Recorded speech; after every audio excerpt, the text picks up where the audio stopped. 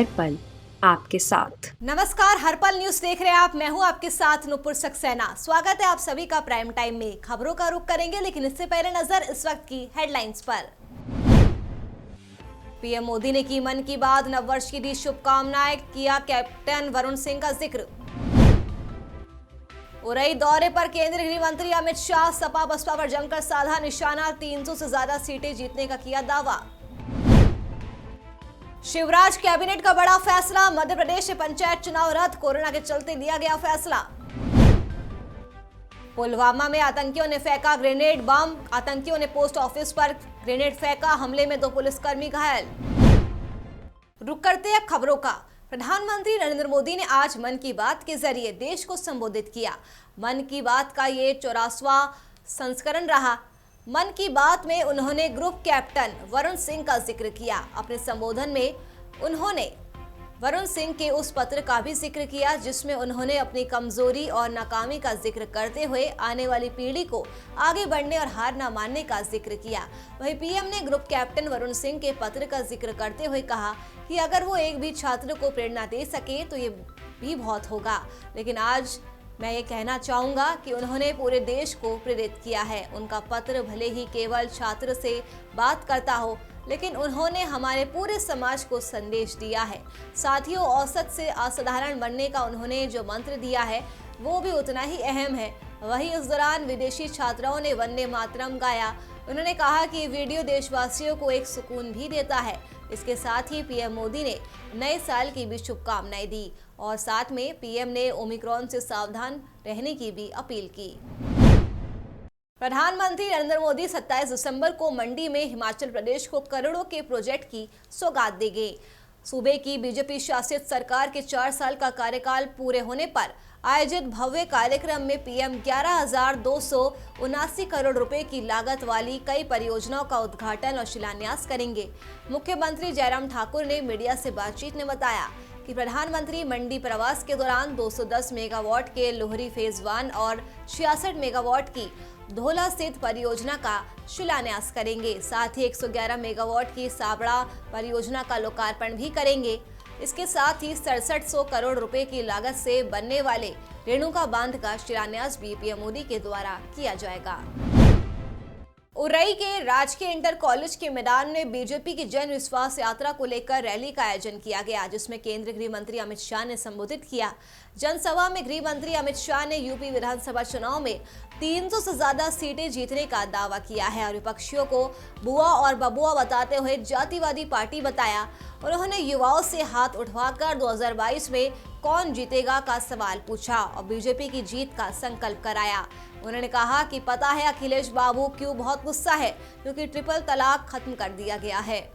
मेरे साथ मंच पर उपस्थित श्रीमान केशव प्रसाद मौर्य जी, जिनके नेतृत्व में गत चुनाव में हम 300 के ज्यादा सीटों के साथ जीते थे, ऐसे यूपी के उप मुख्यमंत्री केशव प्रसाद मौर्य जी, भानु प्रताप सिंह वर्मा जी, अन्नपूर्णा जी, सुधीर गुप्ता जी, मानवेंद्र सिंह जी, प्रियंका रावत जी, पुष्पेंद्र चंदेल जी, बाबूराम निषाद जी, और आज ये बुंदेलखंड की वीर भूमि पर जहां तक नजर पहुंचती है रोड के उस पर मुंड ही मुंड दिखाई पड़ते हैं, मुंड ही मुंड दिखाई पड़ते।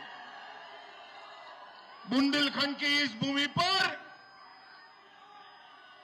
भारतीय जनता पार्टी की चौथी बार विजय निश्चित। यूपी विधानसभा चुनाव को लेकर बीजेपी ने भी अपनी तैयारियां तेज कर दी है। इसी कड़ी में उत्तर प्रदेश के मुरादाबाद में गृह मंत्री अमित शाह 30 दिसंबर को बीजेपी की जन विश्वास यात्रा में शामिल होंगे और यहां एक बड़ी रैली को भी संबोधित करेंगे।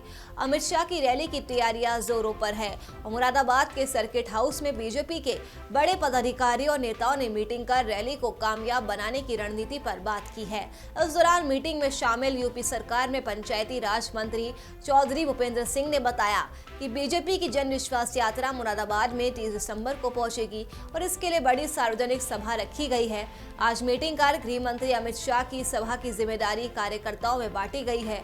उन्होंने कहा कि प्रदेश भर में बीजेपी की जन विश्वास यात्रा का बड़े स्तर पर जनता स्वागत कर रही है और मुरादाबाद में गृह मंत्री अमित शाह की सभा में लाखों लोगों के आने की संभावना है। नागालैंड से armed force special power act यानी अफ्स्पा को वापस लेने के लिए जल्द ही एक कमेटी का गठन किया जाएगा। इसकी जानकारी नागालैंड के मुख्यमंत्री नेफ्यू रियो ने दी। उन्होंने रविवार दोपहर केंद्रीय गृह मंत्री अमित शाह के साथ बैठक के बाद ट्वीट किया कि नागालैंड में विवादास्पद सशस्त्र बल विशेष अधिकार अधिनियम को वापस लेने की जांच के लिए एक समिति का गठन किया जाएगा। इस महीने की शुरुआत में सेना के असफल अभियान और मोन जिले में हुई जवाबी हिंसा में 14 नागरिकों की मौत के बाद राज्य में इस कानून को वापस लेने की मांग तेज हो गई थी।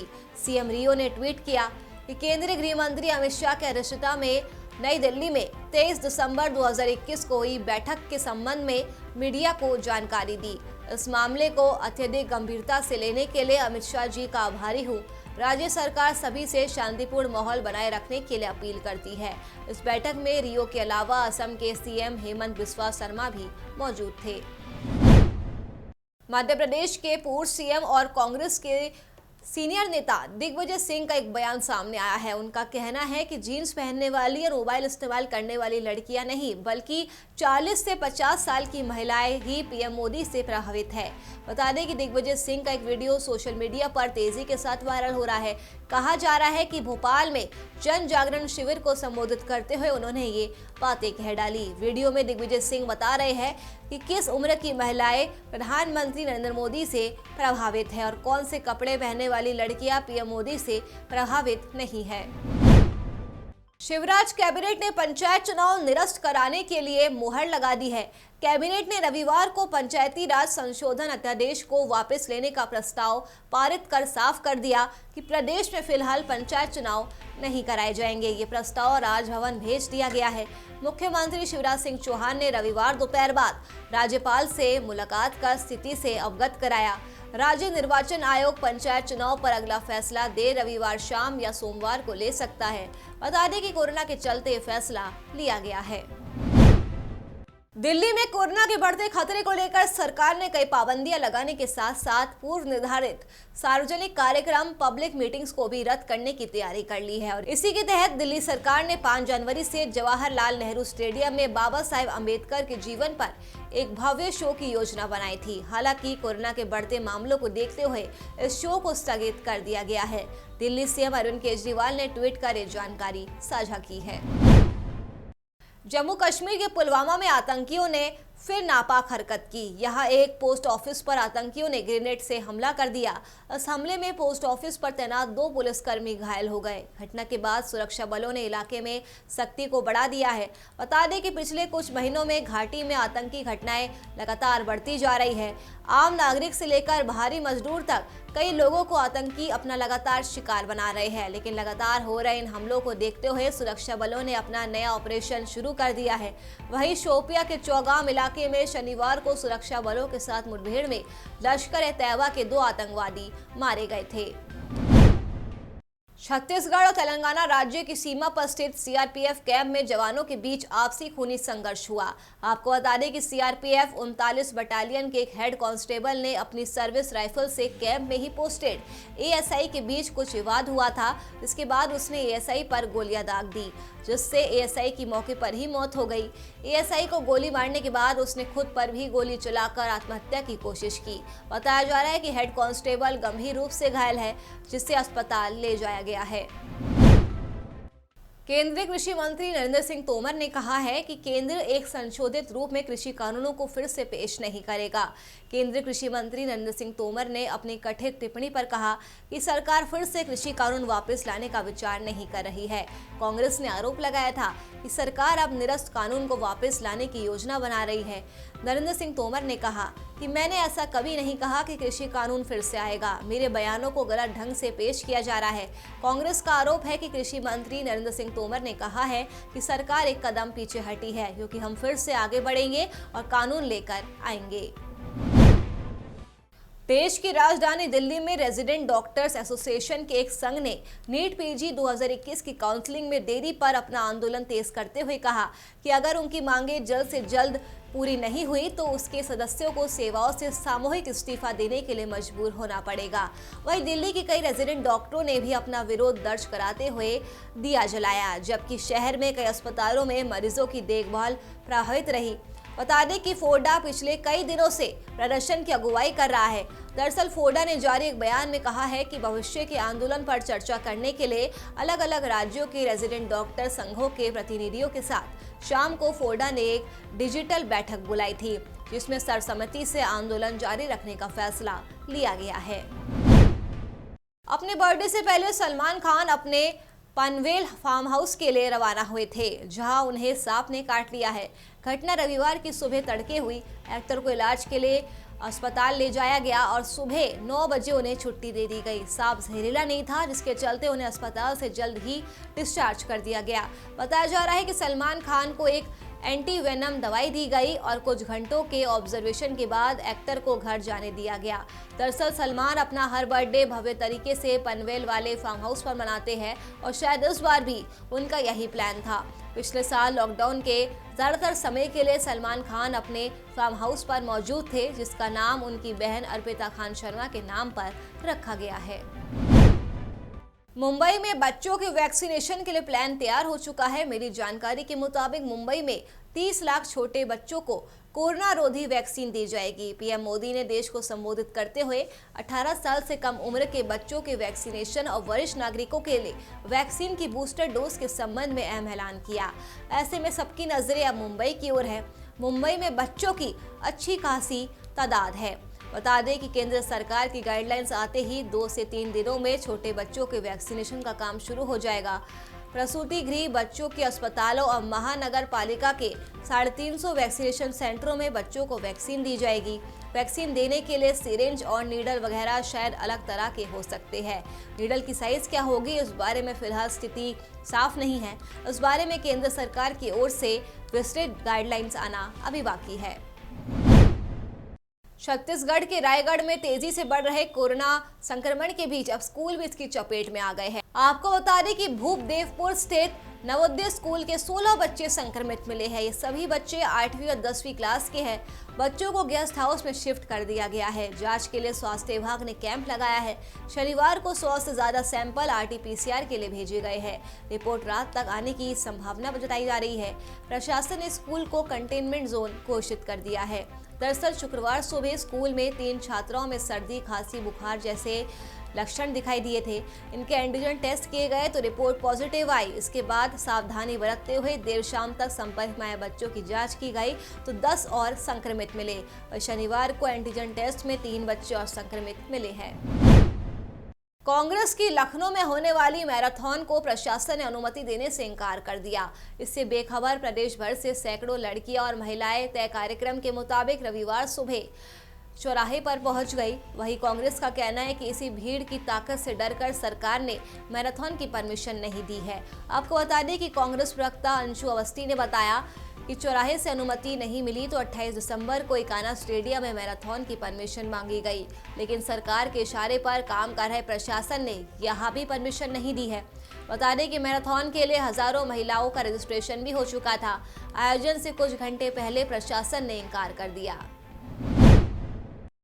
राजस्थान के उत्तरी हिस्से में रविवार को पश्चिमी विक्षोभ का असर दिखने लग गया। बीकानेर, हनुमानगढ़, श्रीगंगानगर और चूरू जिले के कुछ हिस्से में रविवार सुबह से बादल छाए हुए हैं और हल्की सर्द हवाएं भी चल रही है। वहीं बीकानेर जिले में रविवार सुबह 10:30 बजे बूंदाबांदी हुई। इससे दिन में सर्दी का असर बढ़ गया। हालांकि बीकानेर संभाग के जिलों में बीती रात के तापमान में 5 डिग्री सेल्सियस तक की बढ़ोतरी हुई है। राजस्थान के 33 जिलों में से 4 को छोड़ दे तो सभी में रविवार को न्यूनतम तापमान 10 डिग्री सेल्सियस से ऊपर चला गया। मौसम विभाग ने 28 दिसंबर तक प्रदेश के 6 संभाग के जिलों में बूंदाबांदी होने की संभावना जताई है। बिहार के मुजफ्फरपुर में नूडल बनाने वाली एक फैक्ट्री में बॉयलर फटने से कम 6 मजदूरों की मौत हो गई और 1 दर्जन से ज्यादा लोग घायल हो गए। अधिकारियों का कहना है कि बचाव अभियान जारी है। हादसे के बारे में ज्यादा जानकारी जुटाई जा रही है। मरने वालों की संख्या बढ़ने की भी आशंका जताई जा रही है। वह बिहार सरकार ने मुजफ्फरपुर में हुए हादसे में मृतकों के परिजनों को 4-4 लाख रुपए देने की घोषणा की है। घटना के बारे में जानकारी देते हुए एसएसपी जयंत कांत ने बताया कि हादसे में अब तक कुल 7 लोगों की मौत हुई है, वहीं 1 दर्जन से ज्यादा लोग घायल हो चुके हैं। हादसे में मारे गए लोगों की पहचान अभी नहीं हो पाई है और ये पता नहीं चल पाया है कि हादसे के वक्त कितने लोग फैक्ट्री में काम कर रहे थे। बुलंदशहर के छाती थाना क्षेत्र में एक बूढ़ी महिला ने दबंगों पर उसकी जमीन को कब्जे में लेने का आरोप लगाया। पीड़ित महिला ने इस बात को लेकर पुलिस के काफी चक्कर लगाए, लेकिन उस महिला को फिर भी इंसाफ नहीं मिल पाया है। इंसाफ न मिलने के कारण उसने सोशल मीडिया पर वीडियो बनाकर सीएम योगी से मदद की गुहार लगाई है। महिला का ये वीडियो अब सोशल मीडिया पर तेजी के साथ वायरल हो रहा है। वीडियो में महिला दबंगों से जमीन पर कब्जा रुकवाने की अपील करती हुई नजर आ रही है। महिला ने वृद्ध महिला की जमीन को कब्जे में लेने का आरोप लगाया है। जानकारी के अनुसार बूढ़ी महिला के साथ दबंगों ने मारपीट भी की है। गुजरात में कोरोना का कहर शुरू हो चुका है। राज्य में कोरोना के 179 नए मामले सामने आए, जो पिछले 188 दिनों में सबसे ज्यादा मामले हैं। अहमदाबाद में सबसे ज्यादा 61 नए केस सामने आए हैं। पिछले 5 महीने में कोरोना केस में सबसे ज्यादा उछाल देखने को मिला है। रोजमर्रा के मामलों में यह 85% की बढ़ोतरी है। शनिवार को कोरोना से 2 से ज्यादा मरीजों की मौत हो गई। दोनों की मौत राजकोट में हुई। राज्य में ओमिक्रॉन के भी 6 नए मामले सामने आए। इसके साथ ही राज्य में ओमिक्रॉन मामलों की कुल संख्या 49 हो चुकी है। ओमिक्रॉन के नए मामलों में राजकोट में 1, खेड़ा में 3 और अहमदाबाद में 2 मामले सामने आए हैं। आपको बता दें कि बढ़ते कोरोना को देखते हुए राज्य के 8 महानगरों में नाइट कर्फ्यू लगाया गया है। गुजरात में राज्य सरकार की ओर से मास्क पहनने का फैसला जारी किया गया है। जनता की मूलभूत सुविधाओं को लेकर जवाबदेही कानून बनाने के लिए जवाबदेही यात्रा का आयोजन किया गया। सूचना एवं रोजगार अधिकार अभियान की तरफ से जवाबदेही यात्रा के आबू रोड पहुंचने पर जन चेतना संस्थान के साथ अलग अलग संगठनों और समाज सेवी लोगों की ओर से यात्रा में भाग लिया गया। आबू रोड के मानपुर चौराहे पर संगठन और समाज सेवी लोगों की तरफ से जवाबदेही कानून के विषय पर विचार विमर्श किया गया। लोगों ने इस विषय पर गंभीरता पूर्वक अपनी बातें भी रखी और सरकार की ओर से चुनाव घोषणा पत्र में जवाबदेही कानून का उल्लेख किया गया था, इसकी आज तक पालन नहीं हो पाया है। बता दें कि इसे लागू करने और लोगों को मूलभूत सुविधाएं मिल सके, इसलिए इस यात्रा का आयोजन किया जा रहा है। इस कार्यक्रम में कई अधिकारी शामिल रहे। आज हमारे शहर में ये जवाबदेही यात्रा आई है और ये अभी आबू रोड में मानपुर चौराहे पे कार्यक्रम किया। हम लोग सरकार से मांग कर रहे हैं, जो कि इन्होंने अपने घोषणा पत्र में बोला था कि जवाबदेही कानून हमें देंगे, लेकिन वो नहीं मिला। और अब हम ये मांग करते हैं लोगों की राशन, पेंशन, शिक्षा, स्वास्थ्य तमाम तरह की जो गुजरात में वक्फ बोर्ड की ओर से द्वारका में दीपों के स्वामित्व की मांग करते हुए हाईकोर्ट में एक याचिका दायर की गई थी, जिसे न्यायमूर्ति संगीता बिसेन की अदालत के सामने सुना गया था। हाईकोर्ट ने दलील सुनने पर याचिकाकर्ता से नाराजगी जताई और कहा कि इससे आपका क्या मतलब है। वक्फ समिति कृष्णा नगरी में जमीन का दावा कैसे कर सकती है। इसी के साथ हाईकोर्ट ने अर्जी पर सुनवाई से इंकार करते हुए अवकाशकालीन अदालत में पेश होने का आदेश दिया है। चलिए फिलहाल के लिए प्राइम टाइम में मेरे साथ बस इतना ही। देश और दुनिया की तमाम खबरों के लिए आप देखते रहिए हर पल न्यूज़। नमस्कार।